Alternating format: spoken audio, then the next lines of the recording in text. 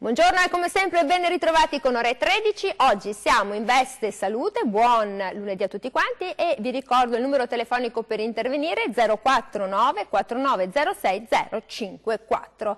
Oggi ci occupiamo delle malattie della vista e ci chiediamo quali cure, quali terapie ci possono essere e quali sono poi le possibilità anche di guarire. Abbiamo un gradito ritorno perché abbiamo con noi Emilio Rapizzi, direttore dell'unità operativa complessa di oculistica dell'ospedale dell'Angelo di Mestre, l'ULSS 3 Serenissima, benvenuto. Buongiorno a tutti. Il piacere di ritrovare in studio con Antonella Frank, direttore dell'unità operativa complessa dell'ospedale di oculistica dell'ospedale di Venezia, ULSS 3 Serenissima, ben ritrovata anche Buongiorno a lei. A tutti. E diamo il benvenuto al terzo moschettiere dell'oculistica, grazie. a Romeo Altafini, direttore anche lui dell'unità operativa complessa oculistica, in questo caso siamo nell'ospedale di Doro Milano dell'ULSS 3 Serenissima di Venezia.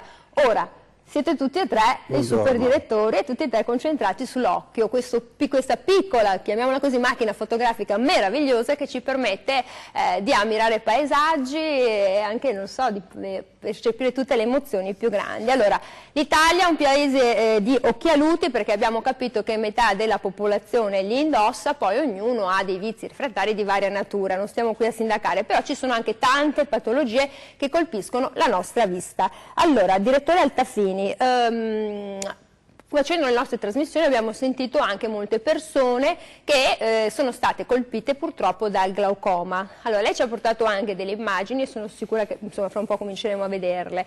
Intanto siamo nell'occhio, giusto direttore? Esatto. Vada. Siamo nell'occhio, ci occupiamo di una patologia particolare che si chiama glaucoma, ma in realtà non c'è una unica classe di questa malattia, ma si dovrebbe parlare più di glaucomi. Comunque in ogni caso queste patologie sono accomunate dal fatto di avere un danno progressivo a carico del nervo ottico. Quindi abbiamo un certo numero di nostre fibre, di assoni nervosi, le quali pian piano si perdono nel tempo a causa di questa patologia particolare legata soprattutto a un aumento della pressione intraoculare. Si tratta di una patologia che va a alterare il nervo ottico, alterare quello che noi percepiamo del mondo circostante, e cioè del campo visivo e un po' meno la visione assoluta, cioè quello che noi riusciamo a leggere quando guardiamo l'ottotipo. Ecco.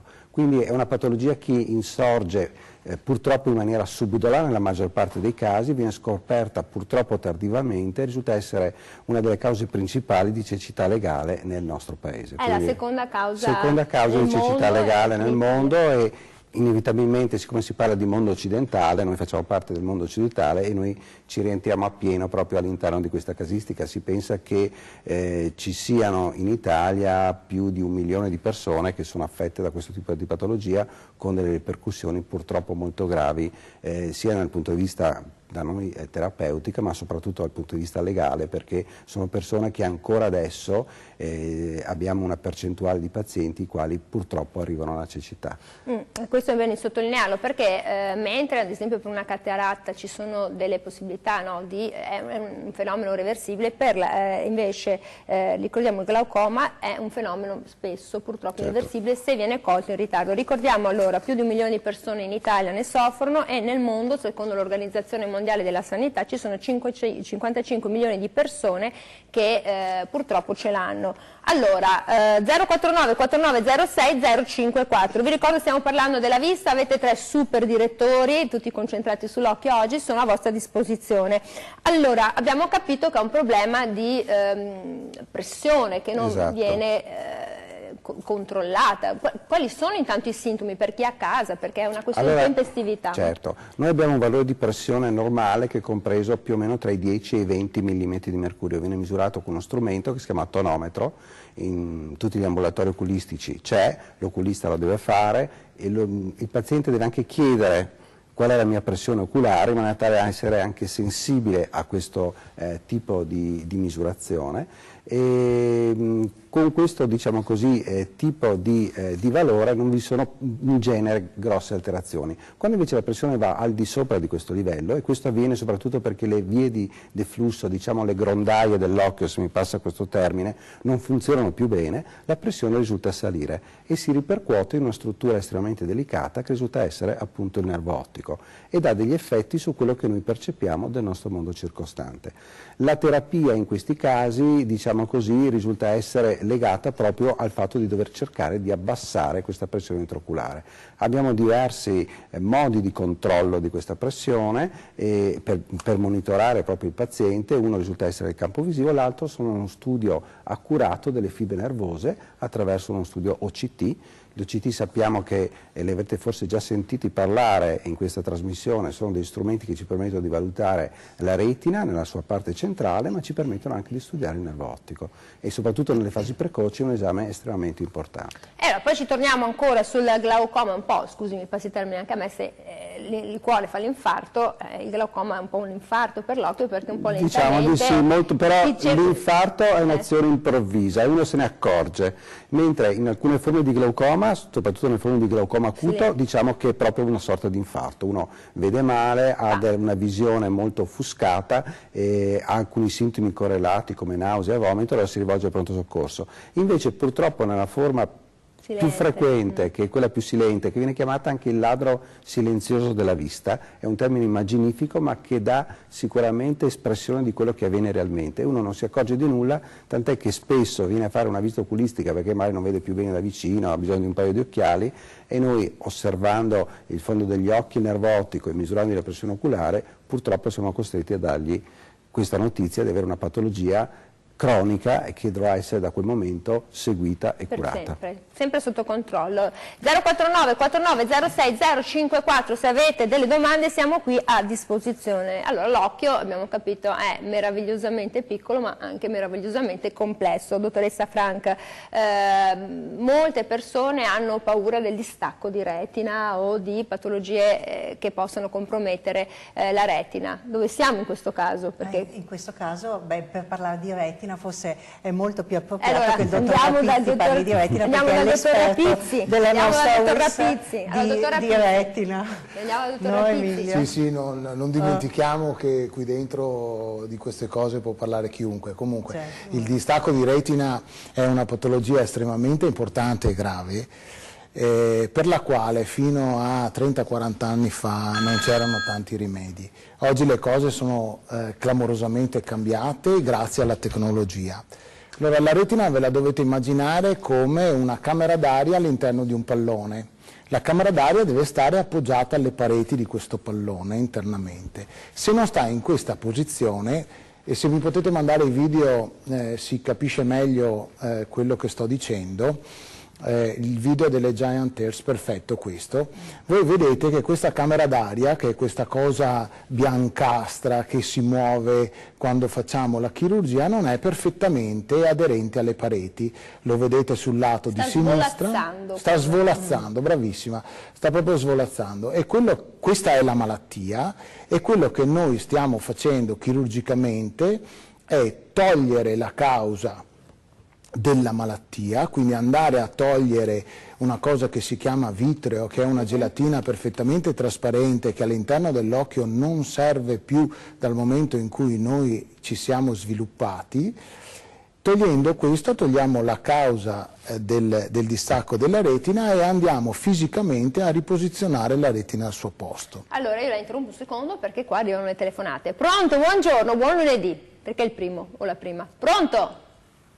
Signora, signore, c'è qualcuno? Io ho abbassato il televisore. Brava, io le voglio già bene. Però non è che si capisca molto. Signora, ci ponga pure il quesito, siamo qui a disposizione. Buongiorno. Ecco, io voglio dire che ho il glaucoma da 10 anni. L'ho scoperto perché ce l'aveva mio padre. È ereditario comunque il glaucoma. E io volevo sapere, siccome sono sotto controllo del medico a Montebelluna, volevo sapere se posso diventare cieca, ho questa paura, anche se sono sotto cura, sotto controllo. Signora, quanti anni ha? 59. 59, quindi era molto giovane quando l'ha scoperto. Sì, 10 anni fa, sì, 49. Senta, magari il dottore ha bisogno di qualche informazione in più o le basta così? No, già... ha paura. Grazie signora, in bocca al lupo. La signora ha già messo un accento importante, che è quello sulla familiarità. Le persone che hanno un familiare di primo grado, e quindi il papà, la mamma, che risultano essere affetti o che risultavano essere affetti di questa patologia hanno la possibilità di avere questa patologia per una frequenza di circa 5-6 volte maggiore rispetto alle altre persone. Cosa significa? In più anche una donna, che poi sono più sfortunate, sono col glaucoma, non mi dica di no. Anche quello allora. Allora, diciamo che queste persone devono essere attente nell'andare a fare una visita oculistica, quindi hanno un elemento importante che può essere causa di questo, associato al fatto che andando avanti con l'età la patologia risulta presentarsi in maniera più frequente, quindi è opportuno che chi ha un familiare che ha glaucoma vada a fare una visita oculistica proprio per questo caso. La signora ha questa paura, cioè, ma prendendo i farmaci appropriati questa paura dovrebbe scendere, cioè è sotto controllo, voglio dire. Allora bisogna dire che la patologia, se adeguatamente scoperta in tempi precoci e che risulta essere poi adeguatamente controllata e monitorata nella sua evoluzione e progressione, perché si parla di questo termine, risulta sostanzialmente essere una patologia che può essere curata esclusivamente con una terapia farmacologica, nella maggior parte dei casi. Ma si congela? Nel senso, diciamo che si rallenta in maniera importante la progressione, in maniera tale da non avere una differenza significativa tra quello che perdiamo fisiologicamente delle nostre fibre nervose e quello che invece interviene la patologia nel farcele perdere. Quindi insomma stia tranquilla signora, che è sotto diciamo controllo. Che il messaggio è quello della tranquillità, perché non dobbiamo dare un messaggio di angoscia con questo tipo di patologia. Nelle mani di un vostro collega, quindi... certo, sicuramente, però l'accento importante è quello del fatto che la paziente deve essere costantemente controllata e monitorata nelle proprie visite e non perdere questo, e soprattutto essere molto adeguata nella terapia, cioè ricordarsi di mettere le gocce, perché signora, a Montebelluno vengo io, le metto le gocce, perché se lo ricordi, perché sennò poi dopo non ci può più vedere, ci mancherebbe altro. Si fanno uno schemino e si mettono anche la sveglia per ricordarsi, perché bisogna è essere importante. Precisi. 049 49 06 054, pronto, buongiorno. Buongiorno, Nadia da Treviso. Buongiorno Nadia. Buongiorno anche ai suoi ospiti. Niente, io volevo chiedere ai dottori, non so chi mi può rispondere. Io ho 2 cugini e uno zio che hanno la maculopatia. Può essere ereditaria? Vi ringrazio. Signora, quanti anni ha, signora Nadia? Quanti anni ha? Io? Sì. Io 69. 69, ok. Le faccio dare una risposta, signora Nadia, grazie. Allora, chi di voi tre? Chi Nadia, vuole? Buongiorno. Ecco qua, ecco dottor Rapizzi. Eccomi qua. Allora, intanto deve stare tranquilla. La maculopatia ha una spiegazione genetica, ma questo non vuol dire che tutti nella famiglia prima o poi si ammalino di questo. È vero che all'aumentare dell'età aumenta il rischio di sviluppare questa malattia, e siccome per fortuna l'età media sta crescendo e crescendo in modo importante, sentite sempre più parlare di queste malattie, e lo sentite anche perché le terapie oggi funzionano molto meglio di quello che avevamo a disposizione 15 anni fa. Non potevamo praticamente fare niente. Oggi riusciamo a rallentare il decorso della malattia, quindi deve stare serena. La malattia ha una spiegazione di ordine genetico, ma non è assolutamente conseguenziale il fatto che, avendola i suoi cugini, Nadia poi si ammali anche lei o qualcun altro. Può fare una visita, dottor Rapizzi, la signora, per vedere se, perché ci sono anche dei test genetici delle volte che possono aiutare, oppure no? Sì, io non sono proprio appassionatissimo di questi test genetici, perché sono pochi geni isolati per questa malattia, e quindi andiamo a coprire a fronte di una grande fatica da parte dei sanitari e dei pazienti una piccola parte del problema. Sicuramente dopo i 60 anni vale la pena, per chi ha delle maculopatie in famiglia, fare un controllo. Quindi la signora è meglio che vada a farsi un controllo. Signora Nadia, vada a farsi un controllo, che non è mai male. Pronto, buongiorno, sapete che siete gettonati, e quindi ecco, pronto, buongiorno signora. Oh signore. Pronto? Pronto? Buongiorno. Buongiorno. Sono da Covega Sant'Urbano, mi chiamo Anna Maria. Prego. Allora, mi ascolti, volevo chiedere per mio nipote, che ha la cheratoconi, se non sbaglio ben scritto. Al cheratocono, signore, soffre di cheratocono? Sì, è per mio nipote che ha 29 anni. Ok. Volevo sapere qualcosa, Signora Anna Maria, maschio, una femmina, magari aiutiamo, quindi ha 29 anni, un maschio, è un maschio? 29 anni ha mio nipote. Vabbè, insomma, ci basta questo. Allora, signora Anna Maria, adesso la dottoressa Antonella Frank le dà una risposta in merito proprio al cheratocone, tanto giovane, 29 anni. 29 anni, abbiamo anche dei cheratoconi, le dico anche ultimamente in Veneto, di ragazzini piccoli dai 12 anni in su. Il keratocono è un'alterazione della curvatura della cornea. Praticamente la cornea cede e il paziente inizia a vedere distorto, strano, compare un astigmatismo ed è legato prettamente a questa alterazione della struttura della cornea. Tipicamente è più facile che ci sia nei giovani che insorga nei giovani, è segnalato come patologia rara, ma in realtà ci sono tantissimi pazienti adesso affetti da cheratocone. Sì, è emergente, anche si è visto che a parte ovviamente un'origine possibile che sia genetica, che sia ambientale, ma si è visto che anche il grattamento, quindi nelle persone che hanno allergie e che si grattano gli occhi, è più facile che questo traumatismo continuo determini la deformazione della cornea e quindi il keratocono. È importante farsi vedere, l'esame più importante è la topografia corneale, che è un esame che fa vedere con una mappa di colori questa alterazione della curvatura, e se il ragazzo tende a peggiorare c'è adesso una tecnica che si chiama cross-linking, che utilizza la vitamina B e i raggi ultravioletti ed indurisce la cornea in modo tale che questa progressione di questa curvatura alterata si riduca.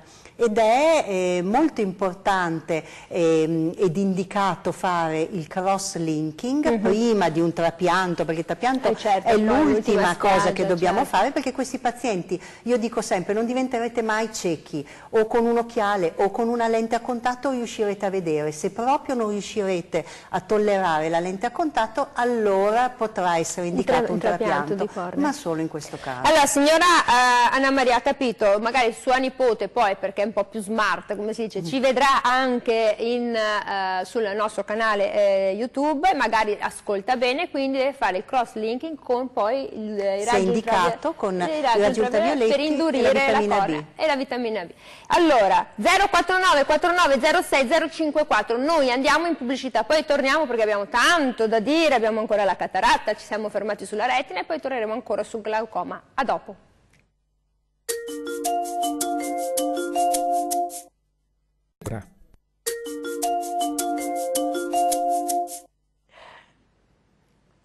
Eccoci qui, siamo ritornati con la diretta 049 49 06 054. Abbiamo i nostri dottori, vi possono dare delle risposte utilissime e anche rasserenare in questo lunedì, perché le persone che hanno un problema o un caro che ha un problema chiaramente vogliono essere tranquillizzati. Dottor Rapizzi, eravamo sulla retina, abbiamo visto quelle meravigliose immagini, un po' sfarfallava questa retina come un aquilone. E meno male che oggi si può intervenire, perché una volta non si poteva praticamente fare nulla, cioè è, possiamo dire, un tipo di terapia abbastanza giovane, se vogliamo, perché una volta che ti cadeva la retina, insomma. Sì, una volta non si poteva fare nulla, oggi invece nel 92% dei casi noi riusciamo a riabilitare un occhio. Questo non vuol dire che tutti i pazienti che hanno un distacco di retina e una risoluzione del quadro poi abbiano un recupero visivo uguale a quello che avevano qualche anno prima con l'occhio normale, però significa che possono riprendere ad avere una vita normale, guidare la macchina. La cosa importante in questa malattia è arrivare in ospedale velocemente. Tutti voi avete un ospedale di riferimento. Siamo molto fortunati nella nostra zona perché tutte le oculistiche sono veramente forti, esistono i pronti soccorsi e funzionano molto bene. Quindi se ad un paziente, se un paziente si trova di fronte a un calo della vista immediato, vuoi che sia completa la perdita in un occhio oppure parziale a settore, ma un qualche cosa che succede bruscamente, deve in tempi rapidi, vuol dire nel giro di 24-48 ore, andare al pronto soccorso. E poi lì viene indirizzato, a seconda della tipologia di patologia, ai vari specialisti, perché come avete visto oggi potrebbe essere il distacco di retina, potrebbe essere un problema di cornea. Vedete che oggi siamo qua in tre non a caso, perché ognuno è più specializzato in una cosa piuttosto che un'altra. Avete avuto passioni diverse durante il corso di studi? Di solito da giovani, intorno ai 35 anni, si prende una decisione e poi si sviluppa. Ecco, certo. che ti fa innamorare, che ti fa avere passione per quella cosa. Noi prendiamo la telefonata e poi andiamo dalla nostra amica Cataratta. Pronto? Buongiorno. Buongiorno. Prego. Parlo da Treviso. Prego. Proprio della cataratta volevo sapere. Io dovrei essere operata di cataratta a gennaio. E ho dei dubbi che l'oculista mi ha messo. Mi ha detto che quando sono stata operata o si vede bene lontano o si vede bene vicino, oppure c'è un'altra tecnica, una via di mezzo, ma non ho capito cosa vuol dire questa via di mezzo. C'è qualcuno che me lo può spiegare? Sì, un po' meglio, perché io sono ignorante in materia. Signora, quanti anni ha, signora, scusi? 69. Allora, lei a 69 anni ha detto, c'era una pubblicità di un pomodoro che diceva o così o quell'altro modo. Cioè, no, insomma, signora, le faccio dare una risposta, abbiamo qui tre validi esperti. Intanto in bocca al lupo del suo intervento e fa bene a sentire non solo un parere, perché se uno ti dice ti tagli la gamba e dici aspetta che sento qualcun altro. Chi risponde? Se volete rispondo io volentieri. Quello che piace fare a me è cercare di rimettere le condizioni naturali di vista del paziente. Cosa vuol dire? Vuol dire che se un paziente ha 40 anni non aveva bisogno di un grosso occhiale per guidare la macchina, io tendo a fare questo. Quindi correggo il suo difetto, in questo caso per la distanza, e do al paziente l'occhiale per leggere il giornale. Diversamente, se un paziente, per esempio, per tutta la sua vita è stato un forte miope, quando arriva a 50 anni che cosa fa? Per leggere il giornale si toglie l'occhiale e invece per guardare la televisione, andare al cinema, si mette l'occhiale. In questo caso cerco di lasciare un po' di miopia di modo da non cambiare le abitudini di vita e di gestualità del paziente, che sarebbero un disagio. A me piace questa strategia. Le lenti che vanno bene per lontano, per vicino, per l'intermedio, multifocali, personalmente non mi piacciono moltissimo. Sì, perché è un po' come fare della chirurgia estetica e non poter dare al paziente il 100% di risoluzione. E poi mettiamo che quel paziente o quella paziente con quell'occhiale più affascinante ha fatto un sacco di conquiste, vuoi togliergli l'occhiale? Assolutamente no. Dottoressa Franca, allora questa cataratta, pittori nella storia dell'arte che avevano la cataratta e ci dicono avrà dipinto gli ultimi anni della sua vita tutto scuro. Il pittore vede sicuramente un po' i colori più opachi, quindi il rosso non lo vede così il tintorete, importante, ecco, lo vede un po' più opaco. La cataratta è un'opacità del cristallino, ecco, vedete in sovraimpressione è una perdita del cristallino, vedete quella parte gialla interna è il cristallino, è una modificazione della composizione chimica, di solito sono delle proteine che si ossidano, per cui il paziente inizia a vedere in modo diverso da prima, quindi inizia a vedere più offuscato, inizia a vedere magari anche degli aloni intorno alle luci, inizia a vedere meglio da vicino, quello che diceva prima Emilio Rapizzi, il paziente magari è abituato a vedere in una certa maniera, cambia il modo di vista. Vedete, questa è una cataratta bianca, quindi una cataratta totale, con questa voi vedete che con questa opacità le immagini non riescono ad entrare nell'occhio, quindi il paziente vede veramente poco. Come dicevo prima, i disturbi sono questi disturbi un po' di offuscamento soprattutto, non sono mai acuti, e ci sono vari tipi di cataratte, perché c'è la cataratta cosiddetta senile, anche se ormai non si può più parlare di anziano, perché ormai siamo tutti giovani, ma c'è anche la cataratta legata, iatrogena, quindi legata all'utilizzo di cortisone, pazienti che hanno bisogno di cortisone sistemico per malattie ad esempio autoimmuni o malattie come l'artrite reumatoide, possono avere una cataratta. Poi c'è anche purtroppo la cataratta dei bambini, la cataratta congenita, lì ecco, lo si vede in un bambino quando il riflesso, vedete, pluripillare non è nero ma bianco, significa che c'è qualcosa che non va, e lì può essere una cataratta congenita. La cataratta congenita è importante diagnosticarla subito e operarla subito, perché i bimbi, se non hanno subito l'immagine corretta nel cervello, non riescono poi a vedere, anche se poi il resto anatomicamente è tutto a posto. E poi ricordiamolo che la prima causa di cecità proprio nel mondo è la cataratta, però risolvibile, non è come il non siamo come glaucoma, con il glaucoma, che è un po' più completo, o il distacco di retina. Certo, però insomma siamo qua proprio per darvi delle risposte. Pronto? Buongiorno. Pronto? Pronto? Sì, buongiorno. Prego. Io ho un glaucoma da diversi anni, lo sto curando da diversi anni, dico più di 20 forse.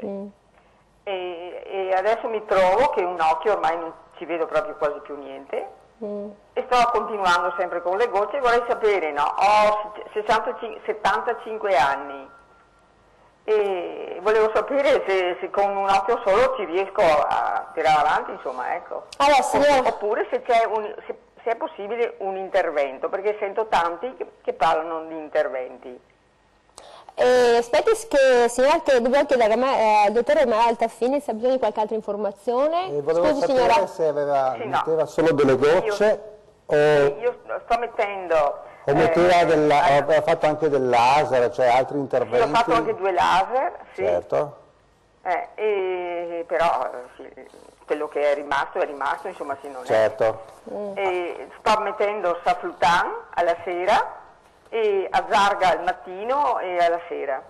Certo, allora lei sta già facendo una terapia che noi indichiamo massimale. Quando si mettono 2 boccettine con dentro 3 principi attivi, lei rientra sostanzialmente in una condizione in cui, dal punto di vista della terapia locale, topica, vuol dire la terapia negli occhi, lei ha già raggiunto, fra virgolette, il livello maggiore che l'occhio può sopportare, in cui abbiamo i migliori risultati senza avere degli importanti effetti collaterali. È chiaro che la patologia può andare avanti, lei ha fatto un po' il percorso legato a questo e quindi ha usato una terapia medica, ha fatto della terapia laser, lo step successivo e quindi l'ulteriore avanzamento potrebbe essere una terapia di tipo chirurgico.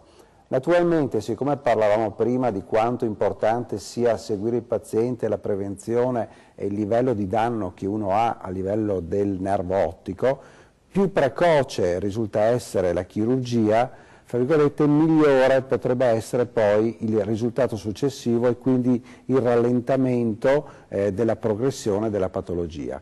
E quindi è difficile a volte riuscire a scegliere il timing, cioè il momento giusto in cui fare una cosa o farne un'altra.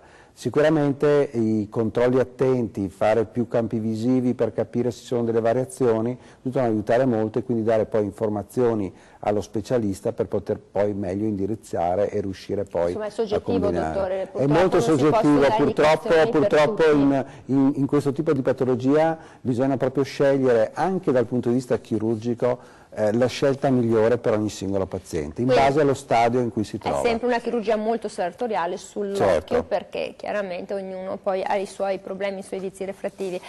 Io devo andare in pubblicità, poi torniamo ancora con la cataratta e tutti i nostri problemi in retina, ma ritorniamo anche sul glaucoma. 049 49 06 054. A dopo.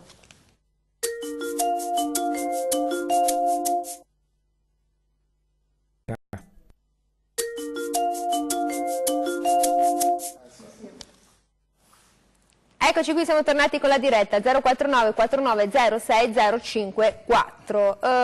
Io chiedo ai miei colleghi della regia, allora, dottor Altafini, lei ci ha portato un video in cui ci sono un intervento combinato. Sì, allora esatto. ce lo chiami così anche i nostri colleghi lo possono mettere? Sì, è l'intervento che avete relegato all'intervento di glaucoma, quello che avevamo estratto prima, e in cui sostanzialmente il paziente aveva contemporaneità di cataratta e di glaucoma. Allora in questi casi noi possiamo fare degli interventi cosiddetti combinati in cui combiniamo sostanzialmente i due elementi e quindi estraiamo la cataratta e facciamo anche un intervento di glaucoma, quindi facciamo un intervento refrattivo per cercare di farlo vedere meglio e facciamo un intervento funzionale invece per cercare di abbassare la pressione intraoculare, quindi combiniamo i due elementi. Terapia chirurgica. Voi vedete appunto l'intervento e vedete che i trattamenti che noi andiamo a fare sono sempre dei trattamenti mini invasivi in cui appunto cerchiamo di abbassare il più possibile la pressione intraoculare.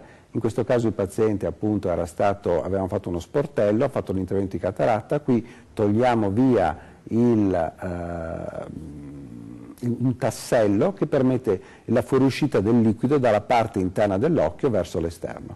Facciamo una iridectomia basale, cioè impediamo che l'iride, cioè la parte colorata dell'occhio, vada a interrompere sostanzialmente la condizione di deflusso dell'umore acqueo, e dopodiché chiudiamo questo sportellino che permetterà quindi la fuoriuscita del liquido dall'interno dell'occhio verso l'esterno attraverso uno spazio sottocongiuntivale. Questo appunto è un intervento combinato dei due elementi, certo. Bene. E in questo caso? In questo caso noi risolviamo entrambe le cose. È chiaro che però all'interno di questi interventi il paziente è molto contento perché vede meglio. E questo è un elemento molto importante per la qualità di vita del paziente. Ricordiamoci che l'elemento più importante nella qualità di vita è che il paziente veda bene e tutti gli studi ce lo dicono. Il paziente si accorge poco di avere un campo visivo che peggiora, se non quando va a intaccare la sua acuità visiva, cioè quando va a interessare nella sua visione centrale. E allora in questo momento il paziente è molto contento perché vede meglio, però non dobbiamo dimenticare che il nostro scopo principale è quello di abbassare la pressione degli occhi, perché sappiamo che nel tempo questo può dare dei danni importanti. Come la situazione prima, insomma è come se all'improvviso le finestre del tuo occhio facessero così. Cioè esatto, prima c'era un'immagine in cui si vedeva una bellissima immagine del bacino di San Marco a Venezia in cui avevo simulato quello che succede in un paziente con il glaucoma che si chiude una finestra sul mondo, diciamo. Prendiamo la telefonata, pronto, buongiorno. Buongiorno. Prego. Ecco, io mi chiamo Ernesto da Venezia, io ho sofferto per anni, fin da bambino, di una forte miopia oltre i 12. Pronto? Sì, siamo qui Ernesto. Ecco, eccoci qua, sì, buongiorno. Ecco, io ho sofferto una forte miopia fin da bambino, ho corretto con 12 qualcosa per ogni occhio. Poi ancora più di 10 anni fa mi è venuta fuori una maculopatia su ambedue gli occhi. Sono stato operato di distacco di retina e anche delle due cataratte e adesso sull'occhio destro ho sia un inizio di glaucoma che sono con le voci di Lumigan appunto alla sera e diciamo dovrei operare la cataratta secondaria. Vorrei un'informazione su questa cosa qui. Sull'intervento di cataratta secondario? Sì. Dovrei farlo, sì. Allora, quanti anni ha, signor Ernesto? Io ne ho 65 a febbraio. Ancora giovane, ecco qua. Lei mi mette in moto i miei esperti, tutti e tre, signor Ernesto. Praticamente tutte le patologie di cui abbiamo parlato. Allora, una forte miopia, non vuol dire che un miope poi possa sviluppare tutte queste patologie, però allora cominciamo da quello di cui lui ha bisogno, signor Ernesto, la cataratta secondaria. Certo, con una diagnosi così, con una situazione, un'anamnesi così.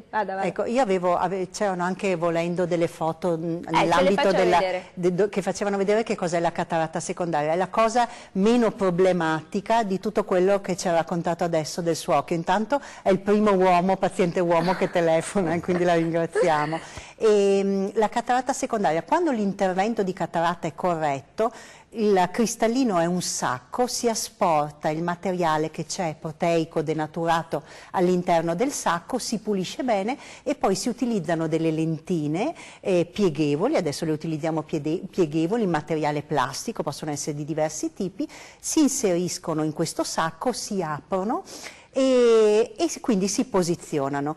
Questa parete del sacco, che ancora, ecco, lì nelle foto vedete l'intervento con gli ultrasuoni della cataratta. Dicevo che questo cristallino, quindi la parete del cristallino è ancora la parete del vecchio cristallino che si può nel tempo opacare e quindi può determinare quello che viene chiamato cataratta secondaria, che è un'opacità di questa parete residua del cristallino. Queste che vedete sono i diversi tipi di lentine che utilizziamo, vedete quanto sono grandi rispetto ad esempio sono queste a un lenti indice. Artificiali, ricordiamolo. Ecco, sono di materiale plastico, personalizzate, nel suo caso probabilmente è stato regolato in modo tale da togliere la gran quantità di miopia che aveva e di lasciare una miopia residua più leggera, e se andiamo avanti si vedrà questa opacità della parete, diciamo, del cristallino che è rimasta. Eccola, questa è la cataratta secondaria e vedete in basso come con un laser, che è un laser ad effetto ionizzante che rompe questa piccola parete, in pochi minuti, anzi meno di minuti, si riesce a risolvere il problema. Quindi la cataratta secondaria è un po' quello che non significa che l'intervento è stato sbagliato, ma anzi l'intervento non ha avuto complicanze e dopo un po' di anni è possibile che si sviluppi questo. Da segnalare che ad esempio nei bambini, dove la genesi della cataratta è comunque tutta diversa, la cataratta secondaria è immediata, per cui quando facciamo l'intervento facciamo anche una pulizia subito della parete su cui poggia il cristallino. Allora, per quanto riguarda invece il glaucoma, adesso mi è uscito anche il glaucoma, dottor Altafini, un occhio e la maculopatia, un occhio molto complicato. Allora, questo è un occhio molto complesso, si tratta di un paziente miope, quindi in questo caso un glaucoma in miope sottoposto ad un intervento di distacco di retina. Rientra un po' nelle forme che noi chiamiamo secondarie anche, cioè conseguente a un'altra chirurgia importante a cui il paziente doveva essere sottoposto, e quindi questo cambia un po' tutta quanta l'idrodinamica all'interno dell'occhio, e quindi possiamo avere queste forme di glaucoma secondario che sono a volte piuttosto complesse da dover gestire. Le vediamo anche magari dopo l'intervento di trapianto di cornea, che anche in questo caso dobbiamo sopperire a questa condizione diversa dell'idrodinamica. Quindi sono forme particolari, proprio per dire che il glaucoma non è una, ma sono tanti glaucomi, e quindi dobbiamo più volte affrontare delle tematiche molto diverse. Molto diverse, poi anche il problema della maculopatia e quindi del distacco di retina. Quindi non è un occhio semplice. Tra l'altro poi qui, adesso prendo subito la telefonata, sentiamo anche sempre parlare di cornea, il distacco di cornea e poi il trapianto. Ricordiamolo che noi dobbiamo essere grati alla nostra grande banca degli occhi, perché è, insomma, possiamo dirlo, top one, tra le migliori che abbiamo in Italia e probabilmente anche in Europa, insomma, si fa sentire. Quindi ricordiamo, ecco, voglio ricordare questo perché noi lo diamo un po' forse per scontato, ma dietro ci sono persone che hanno donato gli organi, hanno donato le cornee e permettono ad altre persone di rivedere. Quindi insomma, facciamoci sempre un pensierino su che cos'è la donazione degli organi. Pronto, buongiorno. Buongiorno, volevo un'informazione, siccome ho fatto la visita perché si è distaccato il vitreo. Scusi, lei ha il distacco del vitreo? Esatto, il dottore che mi ha fatto la visita mi ha detto che devo stare attento perché si potrebbe staccare la retina, e mi ha detto che mi capiterà di vedere dei flash se ci fosse del distacco della retina. Allora volevo sapere, ma questi flash li vedo a occhi aperti, cioè praticamente nella normale vita, oppure quando mi chiudo gli occhi? Allora, vuole sapere se i flash li vede mentre sta osservando un dipinto, un paesaggio, oppure se li vede quando chiude gli occhi e va a dormire, ad esempio, giusto? Proprio. Senta signore, quanti anni ha? 50 anni. 50 anni, anche lui è molto giovane. Allora, le faccio dare una risposta e stia tranquillo. Vedi, gli uomini sono un po'... È miope? È miope? No, comincio adesso a perdere la vista da vicino. Allora, un po' bisogna tranquillizzarli, questi uomini li dobbiamo un po' più tranquillizzare. Sì, deve assolutamente stare tranquillo. Il distacco di vitreo non è una malattia. Il distacco di vitreo è un segno dell'invecchiamento che tutti hanno, cambia solo l'età in cui si manifesta, ma da dopo i 40 anni è frequentissimo nei miopi, dopo i 50 è la regola per tutti. E si può manifestare con l'aumento della visione di queste moschette che si spostano, soprattutto quando guardate il cielo o il soffitto bianco, sono più evidenti, o i lampi, cioè dei flash di luce, che lei vede sia ad occhio chiuso che ad occhio aperto. Il collega sicuramente voleva dirle di prestare attenzione all'aumentare di questi segni, ma non è che si deve preoccupare e stare tutto il giorno in attesa che qualcosa accada nel suo occhio. No, faccia la sua vita assolutamente normale, faccia i controlli che le sono stati programmati, se le sono stati programmati. Se non sono stati programmati i controlli vuol dire che la situazione è talmente serena che non è necessario fare altre visite oculistiche. Segua le indicazioni dello specialista, ma non si preoccupi perché distacco di vitreo non è una malattia. È una convivenza. Benvenuto fra i vecchietti. No, ma sono 50 anni con il dottor Rapizzi. Allora, intanto bisogna bere molto, perché anche l'occhio bisogna che venga idratato. E poi l'occhio intelligente, il nostro cervello anche gioca, se vedi una moschetta ti proietta poi un'altra immagine, te la cancella, no? Siamo con l'occhio molto intelligente. È venuto il mio collega che mi ha detto ti taglio la testa. Devo andare in pubblicità, a dopo.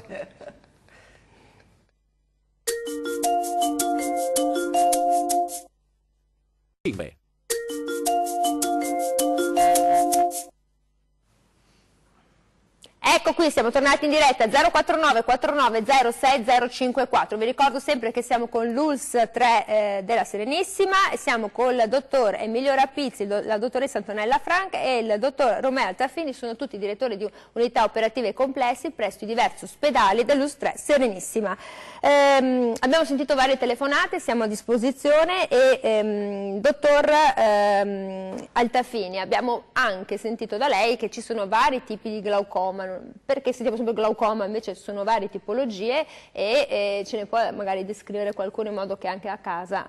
Certo, analogamente a quello che aveva già detto la dottoressa Frank sulle cataratte, dobbiamo pensare che il glaucoma è la stessa cosa, quindi abbiamo delle forme di glaucoma congeniti in cui il bambino già alla nascita evidenzia degli aspetti particolari dell'occhio, un occhio più grande del normale, si chiama buftalmo, in cui il colore anche della cornea risulta essere diverso, un colore azzurrino, proprio perché la pressione intraoculare già alla nascita risulta essere molto elevata. Poi andando avanti con l'età abbiamo delle forme di glaucoma giovanile, verso i 20-30 anni intervengono queste forme di glaucoma giovanile che possono poi evolvere progressivamente nel tempo durante gli anni.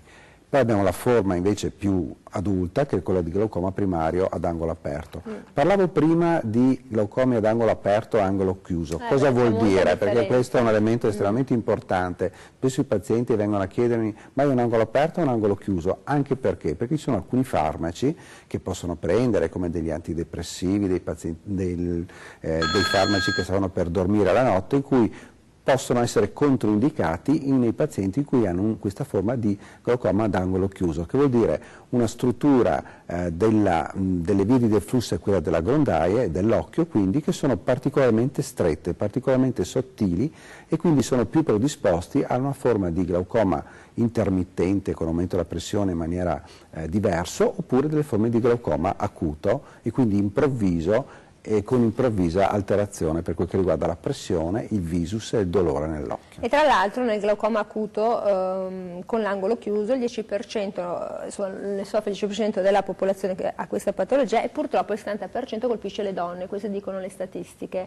Poi magari sì, certo, questo può essere quello e poi può essere molto collegato anche a un'altra patologia che stiamo parlando oggi, patologia fisiologia, che è quella della cataratta, quindi occhi piccoli di solito sono, in cui il cristallino si gonfia, aumenta la cataratta e quindi in questi pazienti la risoluzione è quella di togliere proprio la cataratta, quindi che ha una cura anche per il glaucoma. Quindi insomma gli fa da barriera, come avere una coperta che è il liquido diciamo che spinge. Esatto. Pronto? Buongiorno. Buongiorno, sono Alessandro da Padova. Buongiorno Alessandro. Chiamo per mia moglie, è affetta da una maculopatia atrofica, lei ha 49 anni. Ci sono cure per questa malattia? Maculopatia atrofica, la signora ha 49 anni. Solo in un occhio, in tutti e due? Tutte e due. Tutte e due. Allora, le faccio dare una... Avete bisogno di qualche altro dettaglio? Quanto vede?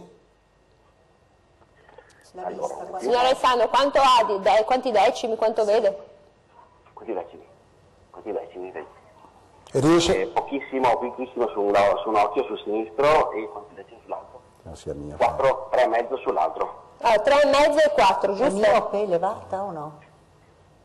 Non è miope. È mio, ci passi la moglie, abbia coraggio, signora venga al telefono, è mio per forte perché è importante. A rispondere, per darle una risposta credo sia sufficiente. Allora, va bene, allora ci saluti la signora, state collegati con noi che adesso Rapizzi vi dà una risposta. 049 49 06 054, ecco, ci dica. Ecco, non riusciamo a fare una diagnosi al telefono o per televisione, però quello che secondo me bisogna sapere è: possiamo fare qualche cosa quando la macula è atrofica?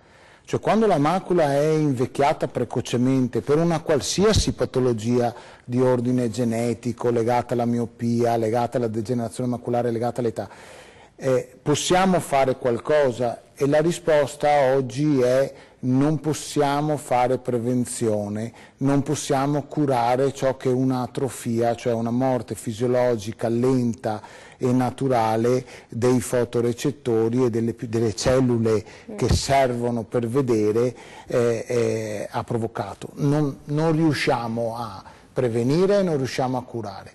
Ci sono però dei sistemi, anche il semplice iPad che utilizziamo tutti i giorni, che consentono ai nostri pazienti di avere una vita di relazione abbastanza buona. Questo dipende dai gradi, dal livello di maculopatia, ma se il paziente ha ancora un residuo funzionale importante, cioè vuol dire vede almeno 2 decimi, con questi sistemi che sono rivolti a curare l'ipovisione.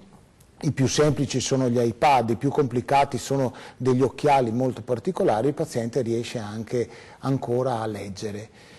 Leggere un libro alla stessa velocità con cui si faceva a 30 anni può essere complicato, però la lettura per riuscire a avere una vita di casa almeno normale, questo si può ottenere. Io dico sempre anche è una cecità centrale, che è un po' il contrario di quello che avviene nel glaucoma. Nel glaucoma hai una cecità come un tunnel, e è per quello che non ti accorgi che dall'esterno questo tunnel nero si restringe, mentre nella macula è una piccola zona, piccolissima, per cui dove tu punti non riesci a vedere perché hai davanti come una macchia, ma tutto il resto, io dico sempre al paziente, è sano, quindi il paziente si muove benissimo, impara magari a vedere con una visione eccentrica. Ci sono questi sistemi che diceva Emilio di ipovisione che ti aiutano a spostare un pochino l'immagine, perché il resto funziona bene. Quindi, bravissima Antonella, e funzionerà bene per tutta la vita. Per tutta la vita, quello è importante. Quindi non si è una mai cecità per fortuna. Ci sono dei centri dedicati all'ipovisione dove ci si va ad allenare, ci sono che delle proprio fanno solo questo. Signor Alessandro e la moglie, non sappiamo il nome, tanti cari auguri, e soprattutto ha sentito questi esperti, coraggio, perché lavorando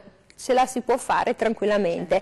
049 49 06 054. Senta, dottoressa Franca, appunto con la cornea lei ci lavora parecchio. Sì, ci lavoro parecchio. Abbiamo detto, è frutto di una grande atto d'amore, generosità, donazione, e viene ben spesa soprattutto per queste persone che ritornano a vedere. Sì, io ringrazio tantissimo sempre sia il professor Rama, che è stato un po' il mio maestro, ma la Banca degli Occhi, perché è con la Banca degli Occhi che noi lavoriamo così bene, per cui qualsiasi problema cerchiamo di risolverlo. E io lavoro molto anche con le persone che hanno cheratiti, infezioni corneali, che hanno, sono da segnalare che è molto aumentata la frequenza di infezioni, di cheratiti, con l'utilizzo di lenti a contatto, per cui abbiamo queste gravi cheratiti che coinvolgono soprattutto persone giovani, che sono veramente difficili da curare, quindi è molto importante fare la diagnosi subito, capire se è un germe particolare, perché ci sono colliri che dobbiamo creare, perché non esistono in commercio, per combattere questa infezione, che può essere la cantameba, un fungo particolare oppure un batterio. E prima abbiamo parlato di cheratocono. Cheratocono è questa malattia relativamente frequente, abbiamo visto che colpisce soprattutto i giovani, e in questo caso quando il cross-linking, quindi quella tecnica che indurisce la cornea, non funziona, e quando il paziente non vede perché non riesce ad utilizzare la lente a contatto, allora può essere indicato il trapianto. Come ultimamente anche la tecnologia è migliorata tantissimo per quanto riguarda la chirurgia del trapianto, per cui non facciamo più trapianti, oppure ne facciamo ovviamente ancora di trapianti vecchio stampo a tutto spessore, ma facciamo anche lamelle, quindi trapianti specifici per la persona, settoriali, che possono essere, se il problema è davanti, una lamellare anteriore, se il problema è profondo, una lamellare posteriore. Io vi ricordo che stiamo parlando di membrane che sono di pochi micron, 500, lo spessore di una cornea intorno ai centrale, intorno ai 550 micron. Stiamo parlando dell'abito nuovo dell'imperatore, ve lo ricordate? Cioè, di cose piccolissime. Allora, su tutti, visto che devo andare anche in chiusura, la cosa importante è sempre stile di vita, fumo, ma davvero incide così tanto il fumo? Vi guardo. Allora, perché voi siete esperti, avete un'esperienza, il fumo e la sigaretta fa male, vabbè, lo sappiamo, ma sugli occhi perché incide così tanto? Beh, nelle maculopatie è proprio provato che 100%? 100%. Maculopatia è provato però. Scientifico? Scientificamente provato che scientificamente provato che è un fattore di rischio per le maculopatie. È un alto fattore di rischio. Invece nel glaucoma? Diciamo che nel glaucoma questo non è ben chiaro, purtroppo il glaucoma ha delle origini più genetiche e più familiari e di alterazione che non degli elementi esterni, tant'è che spesso i pazienti mi chiedono ma che stile di vita posso adottare perché vada meglio la mia situazione, eccetera, e purtroppo devo dirgli che non ci sono molti stili di vita. Sicuramente può essere uno stile di vita comunque quello del non fumare, perché si va a impedire un processo di invecchiamento del nervo ottico che comunque può avvenire, o delle zone viciniori, che poi vanno ad alterare ulteriormente questa condizione. Quindi gli elementi sicuramente devono esserci, e soprattutto può essere molto utile anche delle terapie neuroprotettive, e tra cui sicuramente il fumo non è un neuroprotettore ma invece è un neurodistruttore, e quindi è necessario educare i pazienti. Quindi poco fumo, un'alimentazione sana, bere tanta acqua, perché poi anche a una certa età si beve un po' di meno, sia meno lo stimolo, no, si ha meno sete, invece no, bisogna sempre bere, mettetevi i bottiglioni, i bicchieri e dite ho bevuto 7, 8, 10 bicchieri di acqua. Io ringrazio davvero molto tutti coloro che ci hanno guardato, chi ci guarderà in replica, chi ha chiamato, e ringrazio Emilio Rapizzi, direttore dell'unità operativa complessa di oculistica dell'ospedale dell'Angelo di Mestre, Lustra Serenissima, grazie. Ringrazio Antonella Franca, direttore dell'unità operativa complessa oculistica dell'ospedale di Venezia, Lustra Serenissima, grazie dottoressa, e ringrazio davvero molto il dottor Romeo Altaffini, sempre direttore dell'unità operativa complessa di oculistica degli ospedali di Dolo Mirano dell'Lustra Serenissima. Grazie a tutti, come sempre ore 13 torna domani, arrivederci.